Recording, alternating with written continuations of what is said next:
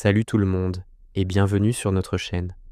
Aujourd'hui, nous allons plonger au cœur d'une fête juive magnifique et pleine de sens, mais souvent méconnue en dehors de la communauté.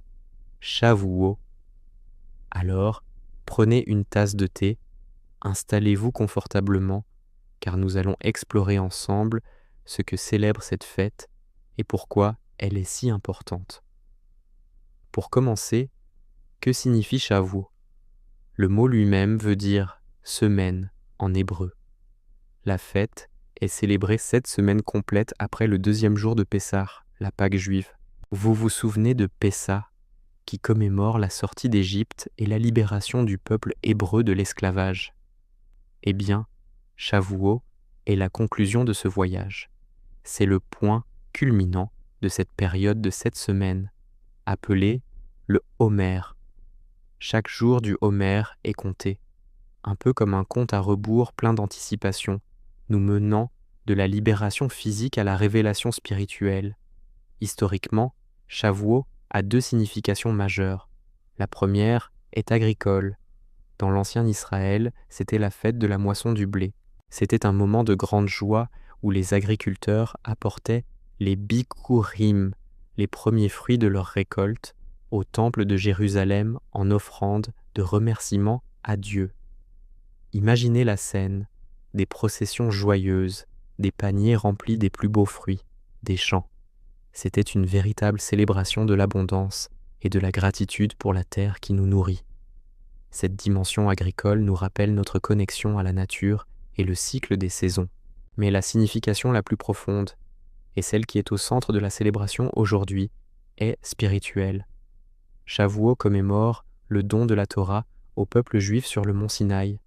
C'est le moment où, selon la tradition, Dieu s'est révélé à Moïse et à tout le peuple rassemblé au pied de la montagne, pour leur donner les 10 commandements et l'ensemble de la Torah. C'est un moment fondateur, un véritable mariage entre Dieu et le peuple d'Israël. La Torah devient la Ketuyuba, le contrat de mariage qui scelle cette alliance éternelle. C'est pourquoi Shavuot est souvent appelé Zman Matan Torateinu, ce qui signifie le temps du don de notre Torah. Remarquez qu'on dit le don de notre Torah, pas seulement le don de la Torah. Cela souligne une idée très importante. La Torah n'a pas seulement été donnée il y a des milliers d'années sur une montagne désertique. Elle est redonnée et reçue à nouveau par chaque génération, par chacun d'entre nous, chaque année à Shavuot. C'est une invitation personnelle à accepter la sagesse et les enseignements de la Torah dans nos propres vies. Alors, comment célèbre-t-on Shavuot aujourd'hui? Il y a plusieurs coutumes fascinantes. L'une des plus répandues est de rester éveillé toute la nuit pour étudier la Torah. Cette coutume s'appelle Tikkun Leil Shavuot. La tradition raconte que les Hébreux au pied du mont Sinaï se sont endormis et que Moïse a dû les réveiller pour recevoir la Torah. Pour réparer cette erreur, nous montrons aujourd'hui notre enthousiasme et notre impatience en veillant toute la nuit, plongés dans l'étude des textes sacrés. C'est une expérience spirituelle très puissante, une nuit de connexion intense avec la tradition et la connaissance. Une autre coutume délicieuse est de manger des produits laitiers.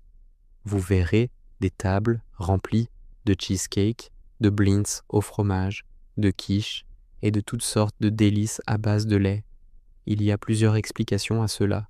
Une d'entre elles est que lorsque les Israélites ont reçu la Torah, avec ses lois sur l'alimentation kasher, ils n'avaient pas encore les ustensiles appropriés pour préparer de la viande selon ces nouvelles règles.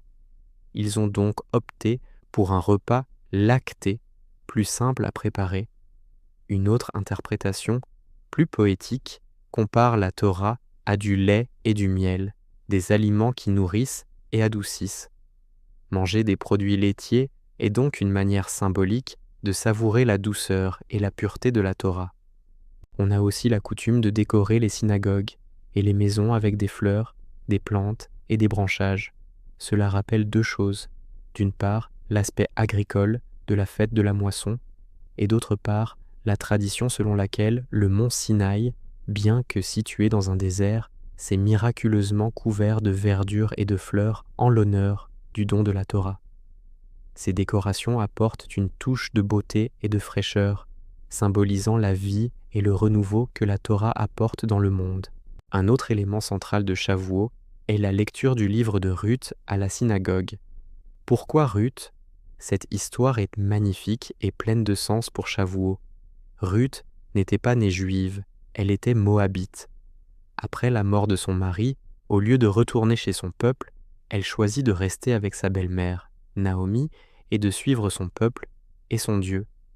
Sa célèbre déclaration « Ton peuple sera mon peuple et ton Dieu sera mon Dieu » est l'expression d'un choix conscient et d'un engagement total. Ruth choisit volontairement de rejoindre le peuple juif et d'accepter la Torah. Son histoire est un modèle de conversion sincère et de loyauté. Elle nous enseigne que l'appartenance au peuple juif n'est pas seulement une question de naissance, mais aussi d'engagement et de cœur. Tout comme le peuple juif a accepté collectivement la Torah au Sinaï en disant « Na'aseh venishma » nous ferons et nous écouterons, Ruth a fait un choix personnel et délibéré. De plus, l'histoire de Ruth se déroule pendant la période de la moisson, de l'orge et du blé, ce qui la relie directement à l'aspect agricole de Shavuot. Et pour couronner le tout, Ruth est l'arrière-grand-mère du roi David, qui, selon la tradition, est né et mort le jour de Shavuot. La signification spirituelle de Shavuot est donc incroyablement riche. Ce n'est pas juste une commémoration historique, c'est une célébration de la relation, de l'engagement et de la connaissance. C'est le moment où l'on se demande « Quelle est ma relation personnelle avec la sagesse, avec la spiritualité, avec les valeurs qui guident ma vie ?» La libération physique de Pessa ne trouve son plein sens qu'avec la libération spirituelle de Shavuot. Être libre, ce n'est pas seulement ne pas avoir de chaîne physique, c'est aussi avoir un but, une direction, un cadre moral et éthique qui donne un sens à notre liberté. La Torah, dans cette perspective, n'est pas un ensemble de restrictions, mais un guide pour vivre une vie pleine de sens, de justice et de sainteté. Pensez à ce compte à rebours de 49 jours, le Homer. C'est une période de préparation et de raffinement personnel. Chaque jour est une opportunité de travailler sur un aspect de notre caractère, de polir nos traits de personnalité pour être prêt à recevoir quelque chose de grand. C'est un peu comme un athlète qui s'entraîne pour les Jeux olympiques. La victoire n'arrive pas par hasard, elle est le fruit d'une préparation intense et quotidienne. De la même manière, la révélation au Sinaï n'est pas un accident. Elle est le résultat d'un processus de maturation spirituelle qui a commencé avec la sortie d'Égypte. En résumé, Shavuot est une fête aux multiples facettes. C'est la fête de la moisson qui nous connecte à la terre et à la gratitude. C'est la fête du don de la Torah qui célèbre notre alliance avec Dieu et notre engagement envers un code de vie éthique. C'est la fête du choix personnel, incarné par Ruth, qui nous rappelle que notre identité spirituelle est un acte de volonté et d'amour. Et c'est la fête de l'étude, une invitation à ne jamais cesser d'apprendre et de grandir.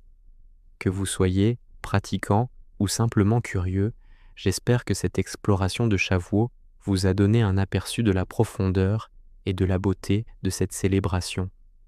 C'est bien plus qu'une simple fête, c'est une invitation annuelle à renouveler notre propre oui à la sagesse, à la communauté et à une vie pleine de sens.